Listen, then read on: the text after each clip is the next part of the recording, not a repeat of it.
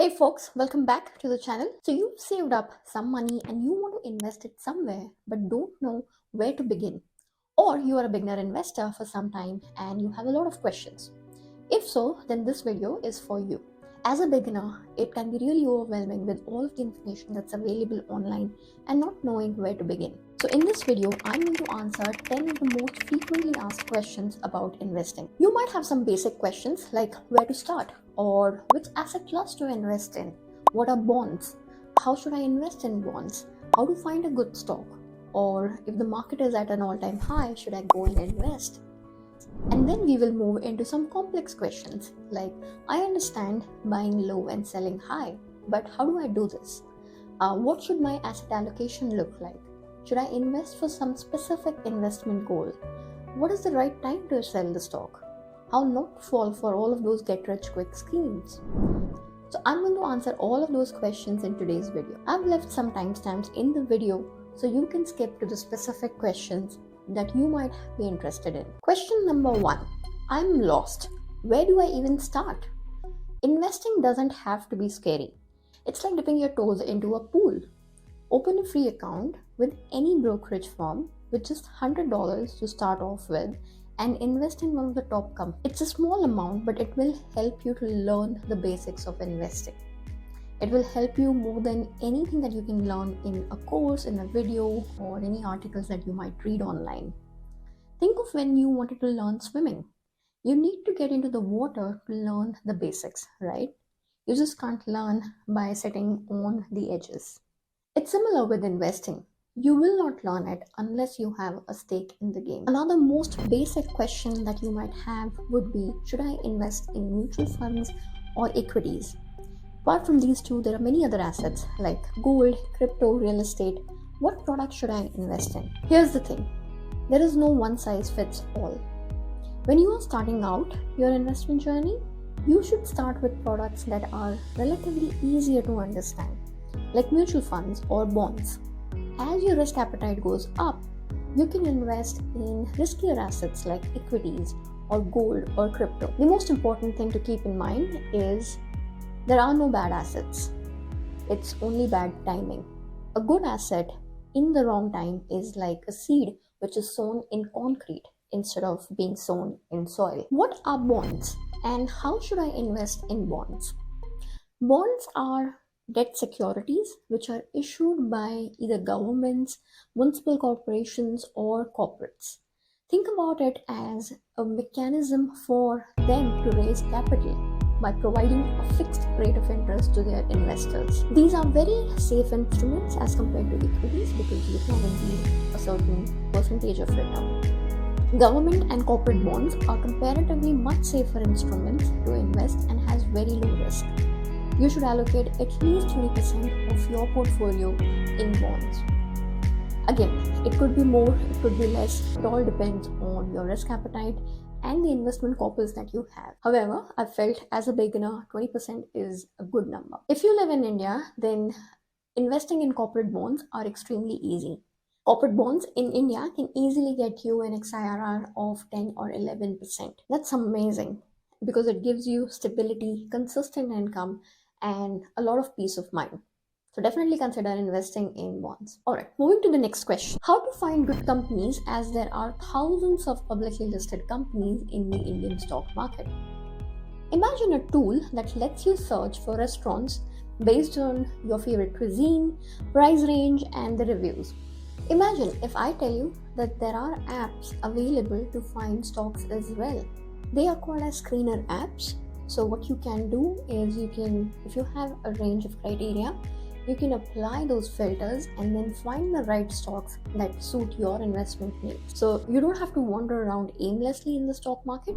The market is at an all-time high. Should I invest now? It's not a simple yes or no answer to this question. If you're going to buy the euphoria, then it is the wrong way to invest in stock markets. Stock markets can be very volatile. But again, trying to time it is also like predicting the future based on a horoscope. It's a wasteful exercise. You cannot time the market. What happens when the markets hit like an all-time high? There are two scenarios that can play out. One, The stock markets can keep rising and beat its previous high, or there could be a dip in the market and it actually then goes down. Now, if the market keeps going higher, then you might be sitting on the buy lanes thinking, I should have invested when it was on its upward trend. Or if it dips, then you would be again in a position where you would think that, oh, I should have waited for the market to correct. Now, this is the most common conundrum amongst investors, because investors always are trying to time the market and they do a miserable job at it. And here's what I think. Instead of timing the market, instead of basing all your energy in understanding whether it's the right time, here's a simple solution. You need to understand whether the markets are overvalued or undervalued. And to do that, you need to check out this video. Alright, moving to our next question. I understand buying low and selling high, but how do I really do this? That's $1 million question and siren song for pretty much all investors, right? But to truly execute on this mantra, you need to be like a detective, digging into the stock's history and sniffing out bargains. If it's on a sale compared to its usual price, go for it. Get in the queue and just buy it off, right? To do that, you need to know one fundamental number called as the PE ratio. What exactly is this PE ratio? As the name suggests, it is simply the number you get when you divide the stock price by the earnings for that company. It tells you how much investors are paying for each dollar of the company's earnings. A high PE might signal an overvalued stock, but don't jump to conclusions. The PE needs to be looked at in the context of the industry, in which the stock falls.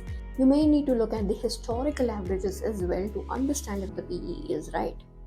Only then can you truly identify if you are getting a bargain. Alright, moving to our next question. What should my asset allocation look like? There is no single answer that would fit all different scenarios. However, if you abide 5 principles that I'm going to tell you in this video, then you will never need to hear anything about asset allocation ever again, and you can decide what's best for you. Number 1, always have at least 3 to 4 months of expenses set aside in an emergency fund. An emergency fund is simply, funds which are parked in your savings account or in a fixed deposit that you can easily liquidate. Number 2, you need to invest at least 10 or 20% in relatively safe assets such as bonds or fixed deposits. Number 3, depending on your age, the funds available for investment, the financial goals that you might have, and the opportunities present in the market at that point in time, you could choose to invest in riskier assets such as equities, property, foreign equities, or even crypto, as long as your points 1 and 2 have been covered. You don't need to worry when you are starting out. However, when your exposure to a certain asset class goes higher, you may need to rebalance your portfolio. Number 4, never go all in on any one asset. And if you have any favorites, just don't be too rigid about your opinions. Do not be someone who's just a property investor or just a mutual fund investor or I just invest in equities or crypto. Don't be that. Every asset class has its own cycle, and they would reap higher returns for some depending on where they entered in that cycle and where they exit. So do not be rigid in your investment strategies. Alright, moving to the next question now. Should I invest for some specific goals? I don't have any goals as such. Let's say you are just beginning out on your investment journey and you don't have any specific goals which are pinned down to this is the dream house that I want to purchase or a retirement date that you have set in your mind. But we all have things that we want from life, and it could be just simple things like a vacation abroad, or it could be just the freedom to switch jobs or take care of any medical emergency, right? These might not be official goals, but they're still reasons to invest. No need to stress about labeling everything. Start by brainstorming what makes you excited, things that you would love to experience, things that you would love to achieve, and then see how investing can help you achieve some of those goals. Alright, another common question that you might have when you are beginning your investment journey would be, what is the right time to sell the stock? Selling stocks can be tricky. You don't want to miss out on growth, but you also don't want to just keep holding the stocks forever if they're not really seeing any upward moment. Here are some reasons to sell. Number one, you got what you came for. Did you set a price goal for how much you wanted to make on a stock? If it reaches that point, congratulations, sell and enjoy your profit. Number two, the stock's gone crazy high. For example, Nvidia. Sometimes stocks zoom up way too fast. This might be a sign that they are overpriced and could crash soon. Sell before the bubble bursts. With Nvidia, the price to earnings ratio is really high, upwards of 100x. And for a semiconductor industry, that's really high. There's a lot of euphoria in the chips industry right now, and we all know that Nvidia does have some edge. However, we do not know how long they'll be able to sustain that edge. So number three, your stock's just stuck. It's moving sideways. It's not going up or down. Instead of waiting forever, sell it and invest in something with more potential. Market's gone wobbly. Things can change quickly in the market. If the overall conditions turn bad, you might need to adjust your investments. Sell stocks that don't fit your investment plan anymore. Number 5, stay aware. Regularly check your investments. Do not believe in hold and forget strategy. I've made another video, you can check that out. Really check your investments and keep up with the news. Knowing what's going on will help you make informed decisions and be prepared for what's coming. Remember, selling isn't about guessing or following the crowd. Think carefully about your goals, consider the market, and trust your guts. By doing so, you can sell your stocks at the right time and keep your portfolio healthy. If you're finding this video valuable, then don't forget to subscribe to my channel. I publish new videos every Saturday on such personal finance and investment topics. Number 10, how not to fall for get rich quick schemes. If there are investment schemes that sound too good to be true, it probably is. Be cautious of anyone guaranteeing high returns, extremely high returns. Investing involves calculated risks, not magical solutions. So stick to your research, avoid unrealistic promises, and you will be fine. Remember, investing is a long-term journey and not a quick sprint. Be patient, do your research, and ask questions. With knowledge and these tips, you will be on your way to a strong financial future. If you found the content helpful, then please do share it with your friends and family. I would love for you to do that. I am beginning my YouTube journey, and it would mean a lot to me if you could show some love. Thank you.